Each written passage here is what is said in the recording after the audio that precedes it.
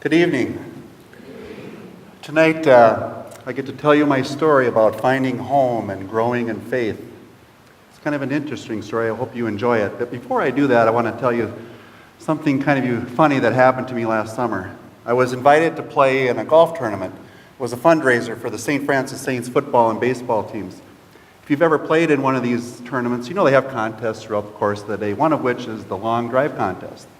So we got to the fourth or fifth hole that day, and I'm standing there on the tee box with my partners, and I'm looking out into the fairway, and I see the stake in the ground, with the card on it, and I'm thinking to myself, boy, I could easily beat that and have bragging rights, at least for the time being. So I got up there, I hit my drive, it's in the fairway, which is what you have to do to qualify for this. And I remember, I was really kind of proud of myself, and it went about 60 or 70 yards beyond the stake in the ground. So we jumped in our carts, and we drove up there. I grabbed the stake out of the ground. We drove up to where my ball was, and I looked at the card, and it said long drive on it, so I signed my name to it. I put it in the ground. And as I was getting ready to hit my next shot, I look up by the green, and way up by the green, there was another stake in the ground with a card on it. I'm thinking to myself, well, why are there two stakes on the same hole? It just didn't make sense to me. And then it dawned on me, this is a co-ed tournament. So, embarrassingly, I walked over, I picked up this card, I'm looking at it, and I can see that it says longest drive on it, and then I could see there's some finer print, and I'm kind of squinting, and finally I get it far enough away from me where I can read. It says, for women. I had a lot of explaining to do that day. Some guys will do anything to win a contest, So, it's funny, as we go through life, we go through a lot of changes, Sometimes our eyesight changes. Sometimes our hair color changes, if you happen to have hair. Sometimes your health changes too, and that's exactly what happened to me. If you can imagine this, on December 24th, 2012, I was diagnosed with cancer, Christmas Eve. Well, it's a Christmas I'll never forget. But my story isn't so much about my cancer as it is about finding my home and growing in faith. And in order to do that, I really want to give you some background as to where I was in my faith life before that. Some of this isn't easy for me to talk about. It's very personal. Some of it I'm not very proud of, but it's the truth, and it needs to be told, just as much as all the good stuff. So anyway, I remember as a young boy going to Sunday school. My mom even taught Sunday school for a couple years. We would go to church occasionally. I really didn't understand either one. I know I didn't care about either one. That's the way it is sometimes when you're young. You don't really understand the concept of God and the importance of it. When I was 16, shortly after I was confirmed, I remember the pastor of our church moved away. My parents really liked him, and I'm not sure about this, but I don't know that we ever went to church there again after that. When I was 17, I experienced the death of my cousin, who was 2 years old.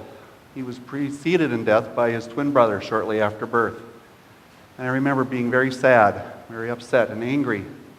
All these things that I thought I had learned about God just didn't seem to make sense to me. I thought, how could a loving God take such a beautiful young boy from a great family at such a young age? I began to become a doubter, and that's kind of the way I led my life. As you go through life, there's a lot of bad things that happen. And when you don't have faith to fall on, it really kind of just adds fuel to what you're believing. So much so that I guess I'm almost ashamed to say that I was a non-believer. But even through all of this, there's one thing I couldn't explain. And that's this right here. I couldn't explain how the Holy Bible could exist if it weren't true.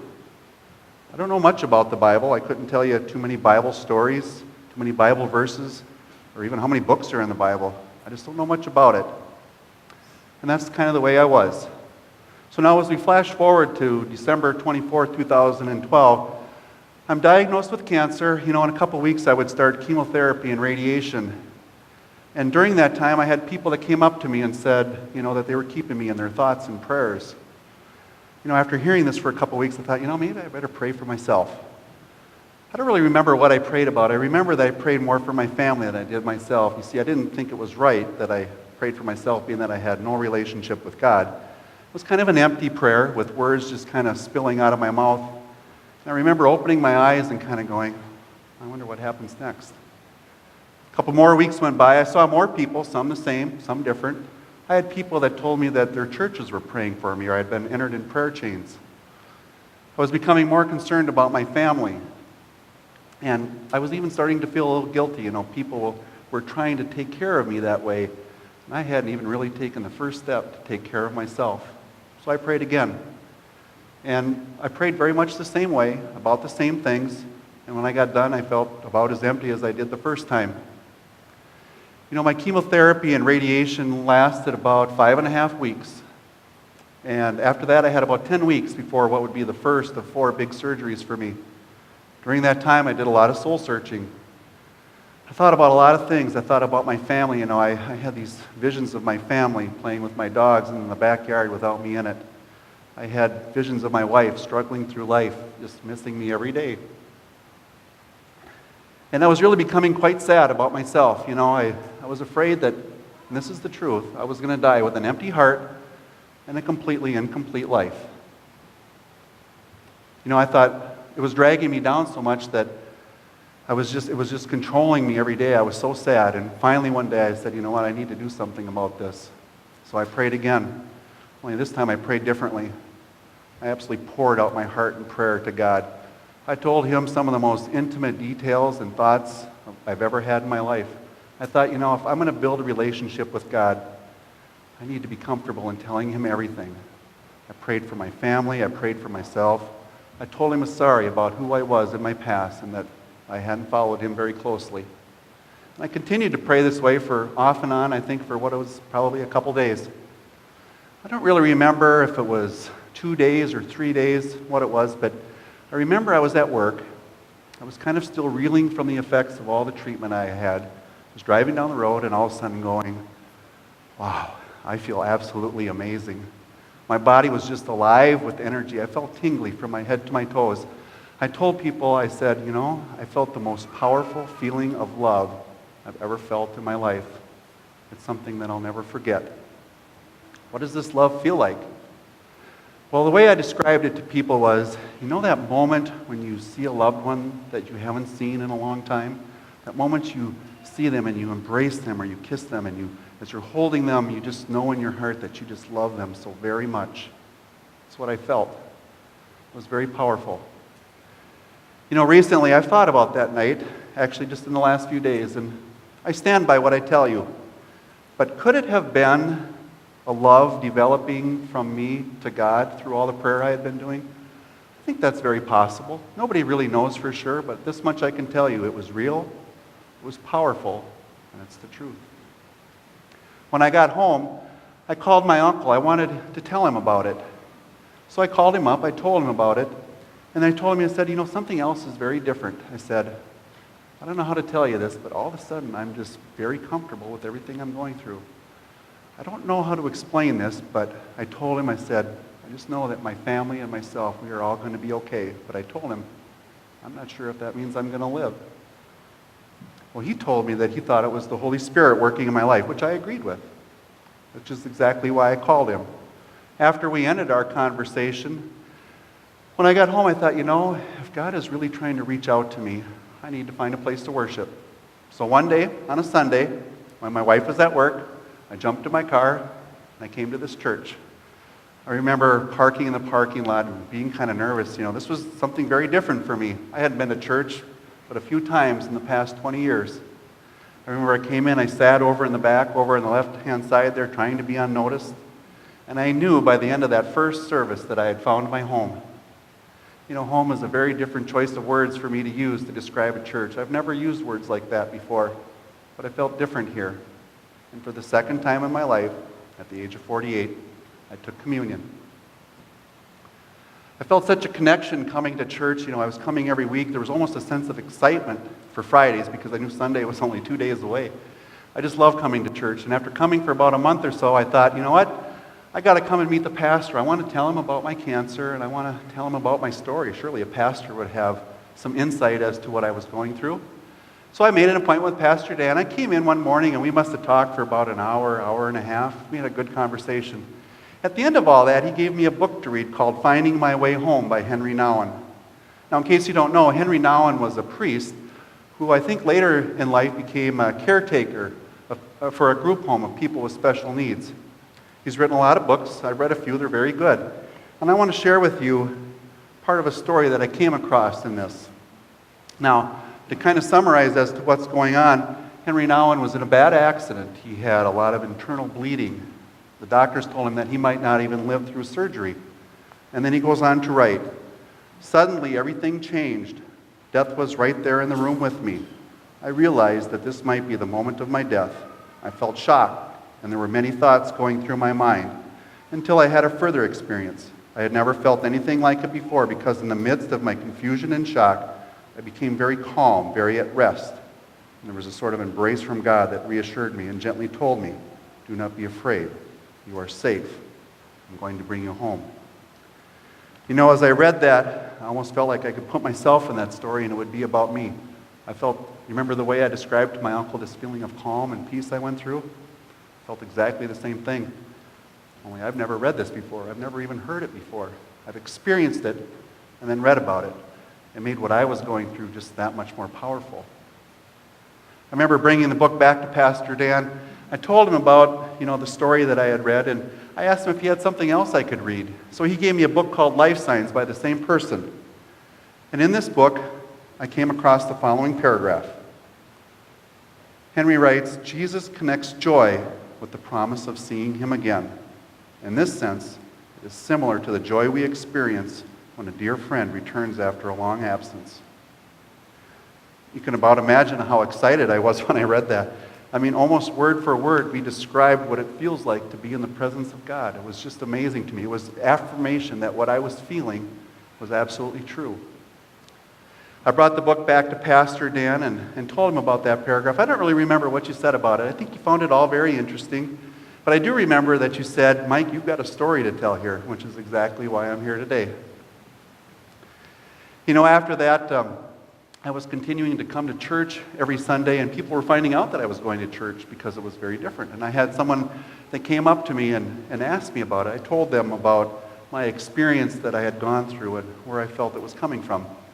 They didn't seem to see it the same way. They thought I was feeling euphoria.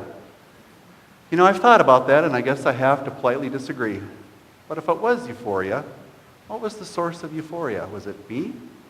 Or could it have been from God? A couple more months went by. I happened to see the same person again. And they came up to me and said, "So, still doing the church thing?" I said, "Yeah, I'm still doing the church thing." And they said, "I thought once you were going through treatment and everything and it looked like you were going to be cured, that things kind of went back to the way they were." I remember thinking to myself, boy, you just don't get it. What you're talking about is a bargain with God. If I would have said, "Dear Lord, if you heal me, I promise I'll go to church every Sunday." And then when you feel like you've been cured, you kind of go back to the person you were, because you don't want to do the things that you don't like.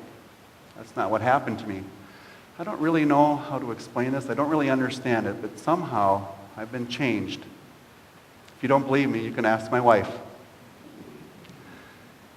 A few more months went by in 2013, and I truly have changed the way that I've led my life and the way I see things. All of my life, I have to admit that I've been one of those people that always found it very convenient for people that would find God in a time of great need.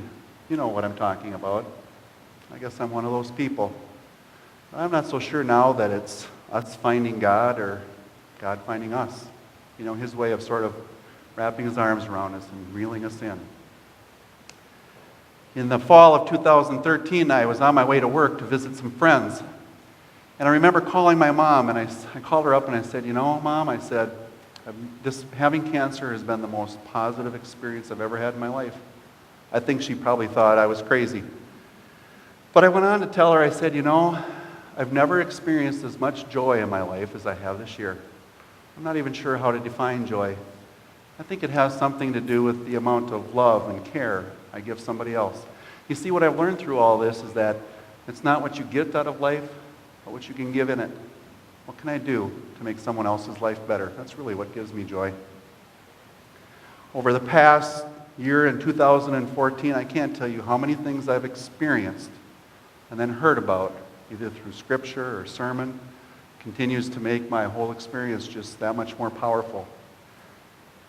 June 29th, 2014, I was sitting here in service with my wife. Glendy gave a sermon about how God uses our suffering to mold us and draw us closer.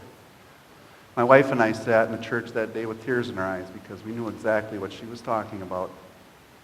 And Pastor Dan, a few months later, you gave a sermon about how God uses the most unsuspecting people to do his work. You know, I have to admit, all of my life, I never thought I'd be standing in church talking about finding home and doing the Lord's work, but you know what? It feels pretty good. For the rest of you, I got to tell you that recently I came in to talk to Pastor Dan about this night, and he kind of knew bits and pieces of my story. He didn't know exactly what I was going to say. And I asked him, I said, "Do you think I'm crazy?" I remember he chuckled. He didn't say yes, but he didn't say no either.